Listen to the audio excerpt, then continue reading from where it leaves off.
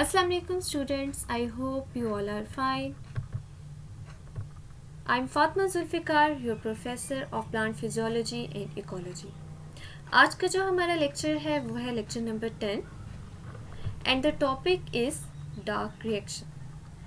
जैसे हम फोटोसिंथेसिस का प्रोसेस पढ़ रहे थे तो हमने उसमें देखा था कि उसमें 2 टाइप्स ऑफ रिएक्शंस इन्वॉल्व होते हैं, एक लाइट रिएक्शन और दूसरा डार्क रिएक्शंस। लाइट रिएक्शंस हम लेक्चर नंबर 9 में पढ़ चुके हैं। आज हमारा जो टॉपिक है वो है डार्क रिएक्शंस। चलें आउटलाइन चेक कर लेते हैं। Introduction of dark reactions, discovery of Calvin cycle, क्योंकि डार्क रिएक्शन को केल्विन साइकिल भी कहा जाता है, mechanism of Calvin cycle and then difference between C3 and C4 plants. सबसे पहले इंट्रोडक्शन। ऐसा प्रोसेस जिसमें कार्बन को फिक्स किया जाता है और फिक्स करने के बाद उसे शुगर में कन्वर्ट किया जाता है, ऐसे प्रोसेस को हम डार्क रिएक्शन कहते हैं या केल्विन बेंसन साइकिल कहते हैं। इस रिएक्शन को लाइट इंडिपेंडेंट रिएक्शन भी कहा जाता है according to some physiologist, dark reaction भी कहा जाता है और केल्विन बेंसन साइकिल भी कहा जाता है। डार्क रिएक्शंस जो हैं ये स्ट्रोमा ऑफ क्लोरोप्लास्ट में होते हैं, जैसे कि हम लोगों ने पढ़ा था। लाइट रिएक्शंस थाइलाकोइड्स में और डार्क रिएक्शंस कहाँ होते हैं? Stroma of chloroplast. Stroma chloroplast में प्रेजेंट एक फ्लूइड को कहते हैं। इस रिएक्शन में होता क्या है? ATP और NADPH जो कि लाइट रिएक्शन में बनते हैं वो यहाँ पर कार्बन डाइऑक्साइड को फिक्स करने में हेल्प करते हैं। ATP और NADPH इस प्रोसेस में यूज़ होते हैं और कार्बन को कन्वर्ट कर देते हैं शुगर में। डार्क रिएक्शंस को या केल्विन साइकिल को कंस्ट्रक्टिव प्रोसेस भी कहा जाता है, क्योंकि इस प्रोसेस में ग्लूकोज की कार्बोहाइड्रेट की सिंथेसिस हो रही है, कंस्ट्रक्शन हो रही है। अब कार्बन डाइऑक्साइड एंटर किस फॉर्म में होती है? कार्बन डाइऑक्साइड सेल में कार्बन डाइऑक्साइड के फॉर्म में एंटर होती है। Next is discovery of Calvin cycle. Calvin cycle को नाम दिया गया on the basis of scientist, उन साइंटिस्ट के बेस पे, उन फिजियोलॉजिस्ट के बेस पर जिन्होंने इसको डिस्कवर किया था। ये रिएक्शंस जो सारे हैं वो एक साइकिल की फॉर्म में होते हैं, इसलिए इसको केल्विन साइकिल कहा गया है। Mechanism of Calvin cycle.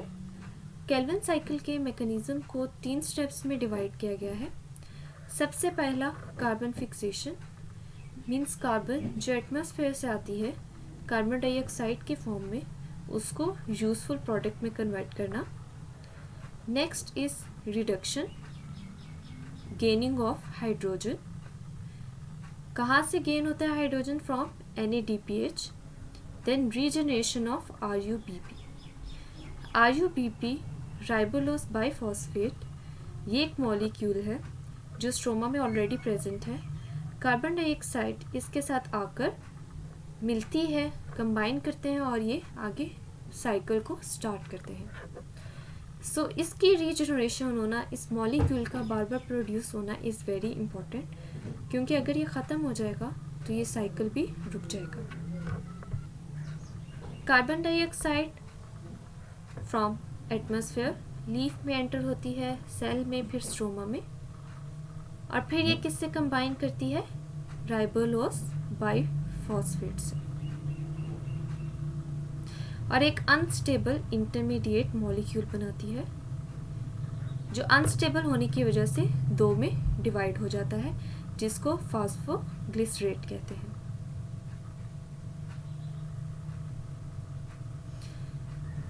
RUBP carbon dioxide से मिला, 6 कार्बन अनस्टेबल इंटरमीडिएट बनाया।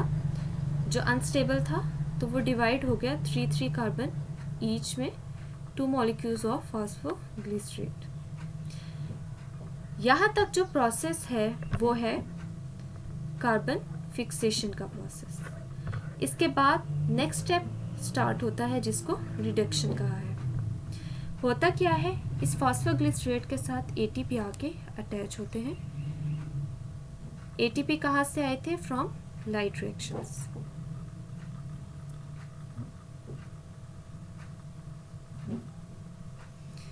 अटैच होने के बाद एटीपी कन्वर्ट हो जाता है एडीपी में और बाइफॉस्फोग्लिसरेट बन जाता है।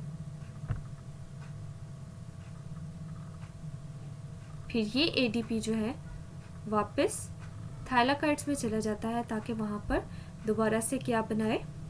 एटीपी बनाए। एटीपी की सिंथेसिस लाइट रिएक्शंस में होती है ना, जो कि थाइलाकाइड्स में हो रहे हैं, तो ये एडीपी वहाँ पर वापस चला जाता है। अब इस बाइफॉस्फोग्लिसरेट के साथ NADPH आकर अटैच होता है। NADPH पे कहाँ से आया है? लाइट रिएक्शन से।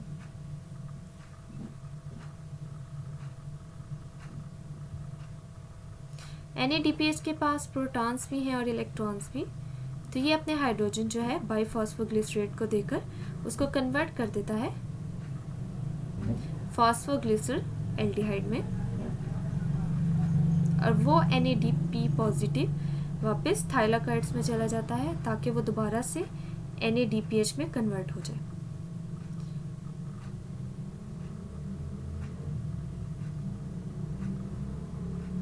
अब तक हमारा रिएक्शन कहाँ पहुंचा? एटीपी यूटिलाइज हुआ, किस में कन्वर्ट हुआ? बाइफॉस्फोग्लिसरेट में। देन NADPH आया, किस में कन्वर्ट हुआ? फॉस्फोग्लिसर एल्डिहाइड में। अब यहाँ पर आकर एक बात है कि जब ये 6 कार्बन इंटरमीडिएट कंपाउंड अनस्टेबल था, ब्रेकडाउन हुई इसकी, ये कन्वर्ट हुआ कितने में? 2 PGA में। एक PGA मीन्स एक फॉस्फोग्लिसरेट को नेक्स्ट कंपाउंड में कन्वर्ट होने के लिए एक ATP चाहिए, लेकिन यहाँ पर कितने फॉस्फोग्लिसरेट हैं?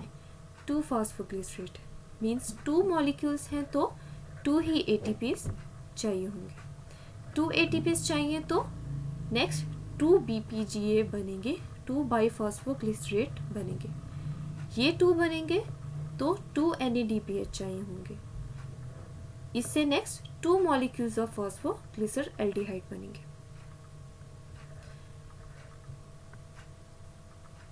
और अगर हम देखें, हमने कार्बोहाइड्रेट बनाना है और उसकी सिंपल फॉर्म जो ग्लूकोज है वो 6 कार्बन कंपाउंड है।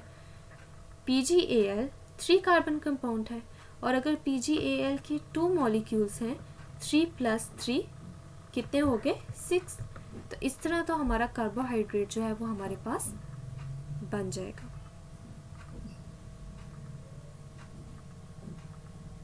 देखें, 3 और 3 2 मॉलिक्यूल्स हैं PgAl के, तो ये टोटल कितने हो गए? 6, और ये मिलकर क्या बना देंगे?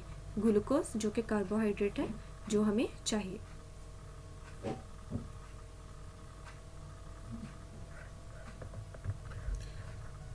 अब अगर हम रिएक्शन को देखें तो यहाँ पर क्या है? इस रिएक्शन में 6 कार्बन डाइऑक्साइड एंटर हो रहे हैं, ठीक है।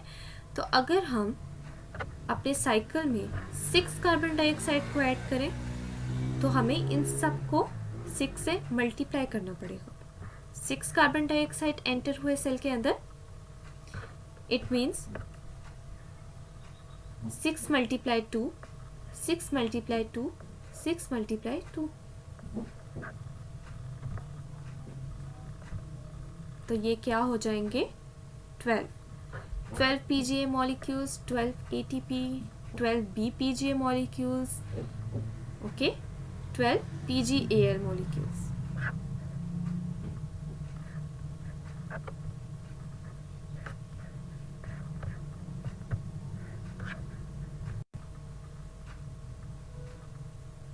अब अगर हम ये देखें, 2 PGAl मॉलिक्यूल्स ने मिलकर तो ग्लूकोज बना लिया, 6 कार्बन कंपाउंड बना लिया। बाकी कितने बचे? 12 - 2 = 10। 10 PGAl मॉलिक्यूल्स बच गए हैं। अब वो PGAl मॉलिक्यूल्स क्या करेंगे? यूज़ होंगे in the regeneration of RuBP। वो कैसे यूज़ होंगे? ये 10 मॉलिक्यूल्स हैं PGAl के, और जो RuBP मॉलिक्यूल है वो 5 कार्बन कंपाउंड है। इसका मतलब है कि हमें 5 कार्बन्स चाहिए होंगे एक RUBP को बनाने के लिए। फॉर एग्जाम्पल अगर हम इस तरह से कर लेते हैं 1 2 3 4 5, ये 5 कार्बन कंपाउंड है, ये मिलकर क्या बनाएंगे एक RUBP। देन 1 2 3 4 एंड 5 ये मिलकर बनाएंगे सेकेंड RUBP। इसी तरह अगर ये बनाते रहेंगे तो 1 2 3 4 5 6 हमारे पास कितने RUBP मॉलिक्यूल्स आ जाएंगे 6। और फिर हमें कितनी ATPs चाहिए होंगी उन सारे मॉलिक्यूल्स के लिए 6 ही ATP चाहिए, क्योंकि एक मॉलिक्यूल के लिए हमें एक ATP चाहिए। 6 मॉलिक्यूल्स ऑफ RUBP बन चुके हैं। अब ये मॉलिक्यूल्स जो हैं दोबारा इस साइकिल में यूज होते जाएंगे।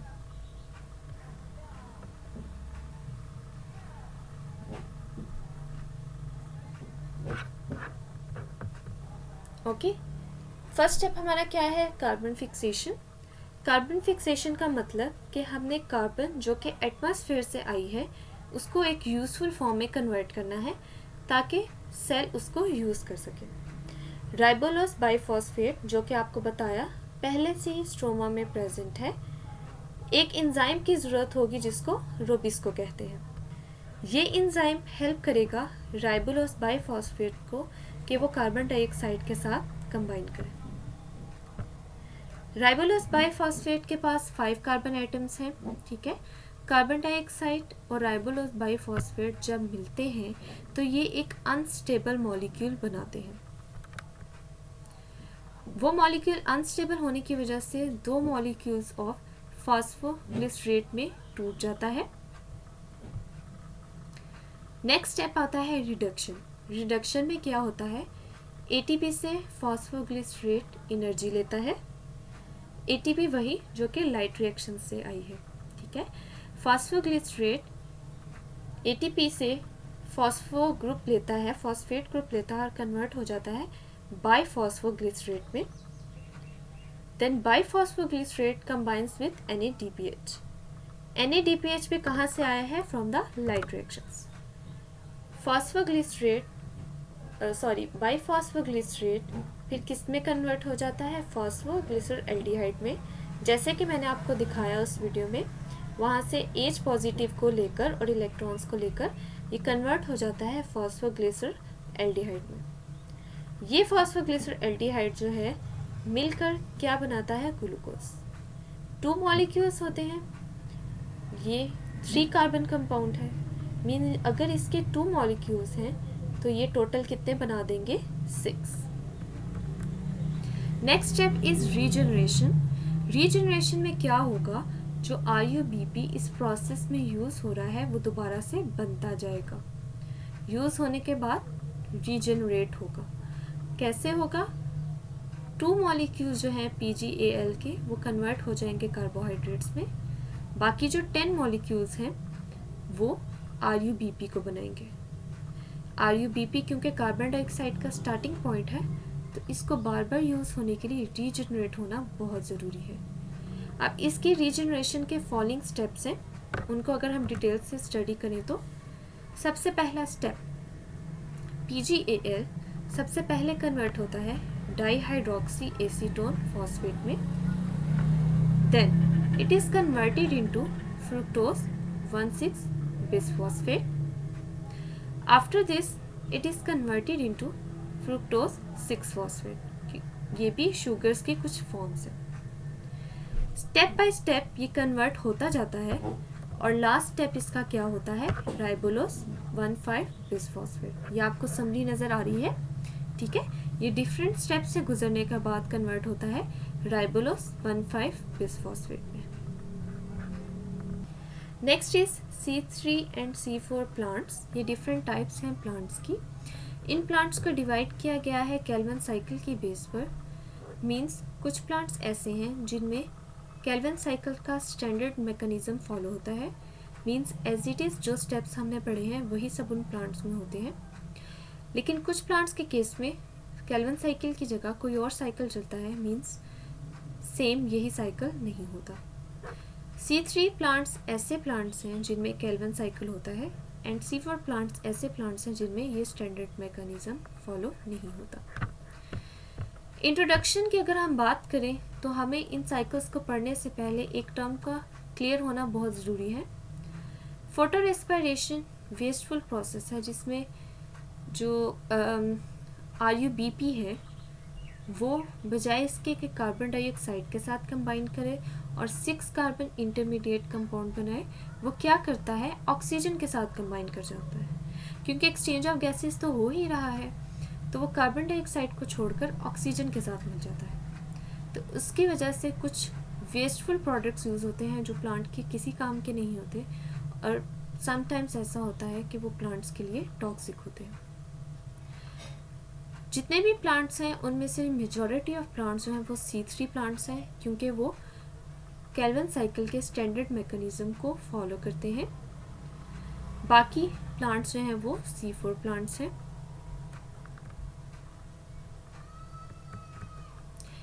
आप कह सकते हैं कि 85% जो स्पीशीज़ हैं वो C3 प्लांट्स हैं, जिनमें राइस है, वीट है। और C4 प्लांट्स में आते हैं मेज एंड शुगर के। C3 प्लांट्स के केस में क्या होता है कि जो रिएक्शंस हैं वो सिर्फ एक टाइप के सेल में हो रहे हैं जिनको मीजोफिल सेल्स कहा जाता है, जो लीव्स पर प्रेजेंट होते हैं, जबकि C4 प्लांट्स में बंडल शीथ सेल्स भी प्रेजेंट होते हैं और मीजोफिल सेल्स भी। चलिए अब इनका डिफरेंस देखते हैं ताकि हमें और क्लियर हो जाए। C3 प्लांट्स वो प्लांट्स होते हैं, जैसे मैंने आपको कहा मेजॉरिटी ऑफ प्लांट्स हैं वो C3 प्लांट्स हैं, और C4 प्लांट्स में सिर्फ ट्रॉपिकल ग्रासेस आती हैं जैसे कि कॉर्न है। ट्रॉपिकल ग्रासेस मींस ऐसी ग्रासेस जो कि ट्रॉपिकल एरियाज में या ट्रॉपिकल क्लाइमेट में पाई जाती हैं, मींस वार्म क्लाइमेट में। पॉइंट 2, C3 प्लांट्स कार्बन को फिक्स करते हैं केल्विन साइकिल के ज़रिए। कैसे फिक्स करते हैं? कार्बन डाइऑक्साइड जो है वो राइबोलोस बाइफॉस्फेट के साथ कंबाइन करती है, जबकि C4 प्लांट्स क्या करते हैं, कार्बन को फिक्स करते हैं साइटोप्लाज्म में, और कार्बन डाइऑक्साइड एक और मॉलिक्यूल के साथ मिलती है जिसको PEP कहते हैं। PEP एक फॉस्फोइनोल पायरुवेट कंपाउंड है। ठीक है, दोनों में क्या डिफरेंस है? C3 प्लांट्स केल्विन साइकिल के ज़रिए कार्बन को फिक्स करते हैं और RUBP के साथ कार्बन डाइऑक्साइड जो है वो अटैच होती है, जबकि C4 प्लांट्स में कार्बन डाइऑक्साइड PEP के साथ अटैच होती है। C3 प्लांट्स में जो एंजाइम यूज़ होता है उसको रोबिस्को कहते हैं, और C4 प्लांट्स में जो एंजाइम यूज़ होते हैं उनको फॉस्फोइनोल पायरुवेट कार्बोक्सिलेज कहते हैं। C3 प्लांट्स के केस में वाटर फोटो रेस्पिरेशन के थ्रू लॉस होता है। फोटो रेस्पिरेशन का प्रोसेस मैंने आपको बताया है। C4 प्लांट्स में इतनी कैपेसिटी होती है कि फोटो रेस्पिरेशन के प्रोसेस को कंट्रोल कर सके, तो यहाँ पर जो वाटर का लॉस है वो कम होता है। पॉइंट 5, C3 प्लांट्स में डार्क रिएक्शन जो है वो सिर्फ मेसोफिल सेल्स के ज़रिए होते हैं, जबकि C4 प्लांट्स में dark reactions mesophyll cell plus bundle sheath cells के ज़रिए होते हैं, और ये दोनों सेल्स कहाँ प्रेजेंट होते हैं? लीव्स पर। C3 प्लांट्स में कार्बन डाइऑक्साइड का जो फिक्सेशन का प्रोसेस है वो स्लो होता है, जबकि C4 प्लांट्स में ये फास्ट होता है। C3 प्लांट्स के केस में फोटो रेस्पिरेशन उस वक्त होती है जब कार्बन डाइऑक्साइड की कंसंट्रेशन बहुत कम हो। कार्बन डाइऑक्साइड की कंसंट्रेशन कम होने की वजह से रोबिस्को राइबोलोस बाइफॉस्फेट जो है वो किससे अटैच हो जाता है? ऑक्सीजन से अटैच हो जाता है। C4 प्लांट्स में क्योंकि फोटो रेस्पिरेशन का रेट बहुत स्लो होता है, ना होने के बराबर होता है, तो ये तब भी हो जाता है जब कार्बन डाइऑक्साइड की कंसंट्रेशन क्या हो? कम हो। C3 प्लांट्स के लिए जो ऑप्टिमम टेम्परेचर रेंज है वो 65 to 75 है, and in case of C4 plants it's 90 to 95। Warm climate में होते हैं इसीलिए। C3 प्लांट्स के केस में cross anatomy is absent, while in C4 plants crans anatomy is present। Cross anatomy होती क्या है? इस एनाटॉमी में क्या होता है कि सेल्स रिंग लाइक फैशन में अरेंज होते हैं। मीन्स C4 प्लांट्स में 2 टाइप्स ऑफ सेल्स इन्वॉल्व हैं, मेसोफिल और बंडल शीथ सेल्स। तो इसमें होता क्या है कि मेसोफिल सेल्स क्लस्टर्स की फॉर्म में बंडल शीथ सेल्स के अराउंड अरेंज होते हैं, ठीक है, और ये रिंग बनाते हैं, एक रिंग की फॉर्म बनाते हैं। इसको क्रांस एनाटॉमी कहते हैं, जो कि C3 प्लांट्स में एब्सेंट है और C4 प्लांट्स में प्रेजेंट है। अगर हम फर्स्ट प्रोडक्ट की बात करें, C3 प्लांट्स के केस में first product is phosphoglyceric acid or phosphoglycerate, while in case of C4 plants first product is oxaloacetic acid। ये डायग्राम देखें, C3 प्लांट्स के केस में ओनली मेसोफिल सेल्स इन्वॉल्व है और C4 प्लांट्स के case में दोनों सेल्स इन्वॉल्व। 2 स्टेप्स इन्वॉल्व हैं C4 में। पहले कार्बन डाइऑक्साइड कहाँ आती है, मेसोफिल सेल्स में, फिर मेसोफिल सेल्स से कहाँ जाती है, बंडल शीथ सेल्स में। तो वहाँ पर जो केल्विन साइकिल या जो साइकिल ऑपरेट हो रहा होता है, बाकी रिएक्शंस कहाँ होते हैं, बंडल शीथ सेल्स में। लेकिन C3 प्लांट्स के केस में कार्बन डाइऑक्साइड मेसोफिल सेल्स में आकर रोबिस्को के साथ मिलती है, मीन्स जो कि एंजाइम है, और केल्विन साइकिल इसी तरह चलता रहता है।